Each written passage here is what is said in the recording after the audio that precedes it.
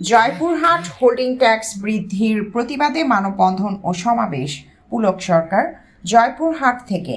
পৌরসভার নাগরিক সেবার মান উন্নয়ন না করে এখতিয়ার বহির্ভূতভাবে পৌর হোল্ডিং ট্যাক্স বৃদ্ধির প্রতিবাদে জয়পুরহাটে পৌর প্রশাসকের বিরুদ্ধে মানববন্ধন ও সমাবেশ অনুষ্ঠিত হয়েছে।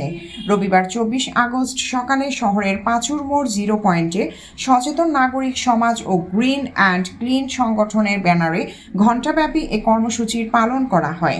মানববন্ধন চলাকালে বক্তব্য দেন বিশিষ্ট নাগরিক ও বিএনপি নেতা মতিউর রহমান, আব্দুল ওহাব, আবু মোসা, এটিএম শাহনাজ কবির শুভ্র, দেলোয়ার হোসেন, শফিকুল ইসলাম, নারী নেত্রী জাহিদা কামাল ও গ্রিন অ্যান্ড ক্লিনের সংগঠক রাশেদুজ্জামান রাশেদ সহ অন্যরা।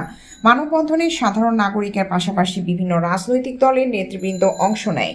এ সময় মানববন্ধনে বক্তারা বলেন, আওয়ামী ফ্যাসিস্ট সরকার পতনের পর জয়পুরহাট পৌরসভায় সবুর আলী পৌর প্রশাসকের দায়িত্ব নিয়ে পৌরসভার বেহাল দশা, রাস্তাঘাটের উন্নয়ন সহ নাগরিক সেবার মান না বাড়িয়ে কয়েক গুণ বেশি হোল্ডিং ট্যাক্স আরোপের নোটিশ দিয়েছেন।